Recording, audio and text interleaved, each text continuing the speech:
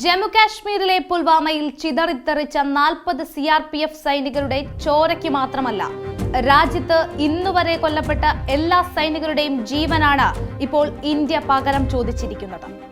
മുംബൈ സ്ഫോടനം ഉൾപ്പെടെ നടത്തി പാക് ഭീകരർ കൊന്നു തള്ളിയ സാധാരണക്കാരായ നൂറുകണക്കിന് ആളുകളുടെ ആത്മാക്കൾക്ക് സംതൃപ്തി നൽകുന്ന സന്ദർഭം കൂടിയാണിത്. പാക് അധീന കാശ്മീരിൽ മാത്രമല്ല, പാകിസ്ഥാനിൽ തന്നെ കയറിയാണ് ഇന്ത്യൻ യുദ്ധവിമാനങ്ങൾ ബോംബുകൾ വർഷിച്ചിരിക്കുന്നത്.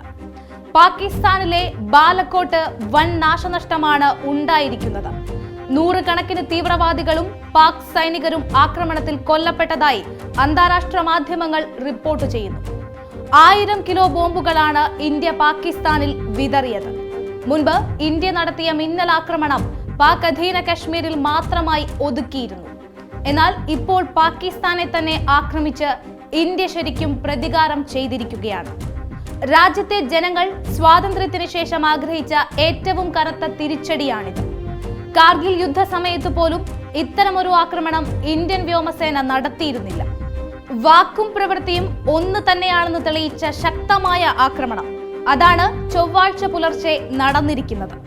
ഈ ചങ്കൂറ്റത്തിന് പ്രധാനമന്ത്രി നരേന്ദ്രമോദിയെ അഭിനന്ദിച്ചേ മതിയാകൂ. സൈനിക നടപടിക്ക് പൂർണ്ണ അനുമതി നൽകിയ കേന്ദ്ര സർക്കാരിന്റെയും രാജ്യത്തിന്റെയും വിശ്വാസം സൈന്യം പൂർണ്ണമായും കാത്തു സൂക്ഷിച്ചു. മിന്നലാക്രമണമല്ല, മുൻകൂട്ടി പ്രഖ്യാപിച്ച ഒരു തിരിച്ചടി അതാണ് ഇന്ത്യ ഇപ്പോൾ നൽകിയിരിക്കുന്നത്. അതുകൊണ്ട് തന്നെ ഈ ആക്രമണത്തിന്റെ ലെവൽ ഒന്ന് വേറെ തന്നെയാണ്. ഇന്ത്യൻ പ്രത്യാക്രമണം മുന്നിൽ കണ്ട് സകല പ്രതിരോധ സംവിധാനങ്ങളും പാക് സൈന്യം അതിർത്തിയിൽ വിന്യസിച്ചിട്ടും അതിനെയെല്ലാം മറികടന്ന് 50 മൈൽ താണ്ടി നടത്തിയ ആക്രമണം ലോകത്തെ തന്നെ അമ്പരപ്പിക്കുന്നതാണ്. ലോകത്തിന് മുന്നിൽ ഓരോ ഇന്ത്യക്കാരനും അഹങ്കാരത്തോടെ തന്നെ തല ഉയർത്തി നിൽക്കാവുന്ന സാഹചര്യമാണ് ഇതുവഴി ഉണ്ടായിരിക്കുന്നത്. ചൈനയ്ക്കുള്ള ശക്തമായ മുന്നറിയിപ്പ് കൂടിയാണിത്.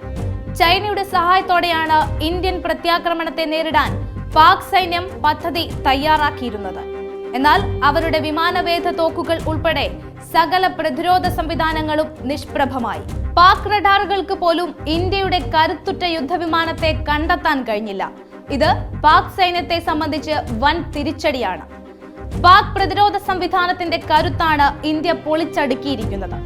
കാർഗിൽ യുദ്ധത്തിൽ ഇന്ത്യയെ വിജയിപ്പിക്കുന്നതിൽ നിർണായക പങ്കുവഹിച്ച മിറാഷ് വിമാനങ്ങളാണ് അതിർത്തി കടന്ന ഈ ആക്രമണത്തിലും പങ്കെടുത്തത്.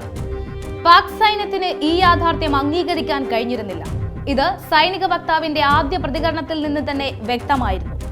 സ്വാതന്ത്ര്യത്തിന് ശേഷം ഇന്ത്യക്ക് വേണ്ടി ഇതുവരെ വീരമൃത്യു വരിച്ചത് 25,942 സൈനികരാണ്. ഇവർക്കായി രാജ്യ തലസ്ഥാനത്ത് യുദ്ധസ്മാരകം നിർമ്മിച്ചതിന് ശേഷമാണ് പാകിസ്ഥാനിൽ ഇന്ത്യൻ സേന രക്താർച്ചന നടത്തിയിരിക്കുന്നത്.